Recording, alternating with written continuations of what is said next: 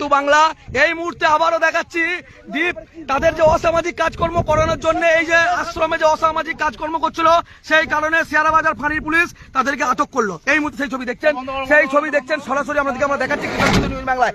অসামাজিক কাজকর্মের সঙ্গে কাজ করছিল এই শেয়ারাবাজার এই যে রাতের অন্ধকারে এই এলাকাতেই করছিল।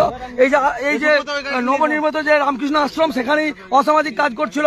এই দীপ বলছে আমি এদেরকে চিনি না, আমি এদেরকে ডাকিও না, এমনটা বলেছে। এবং ওরা স্বেচ্ছায় দীপের সঙ্গে এসেছে।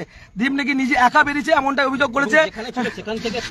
যেখানে ছিল সেখান থেকে প্রায় একটা কথা বলে রেখি, এই ছেলেটাই কিন্তু রিপোর্টার্স বনাম সাপোর্টার্স বলে একটা ফেক এবং হাত কাঁপছে এই ছেলেটা বারবার মানুষকে হেয় প্রতিপন্ন করেছে। এই যে এই ব্লগারদের নাম করে দীপকে বাজে মুহূর্তে ফেলছে। আমি এখনো বলি দীপ ভালো ছেলে। এবং গাড়ি এবং ফেক গাড়ি দিয়ে একটা গাড়িকে ফেক দিয়ে বলছো নামে নাকি করে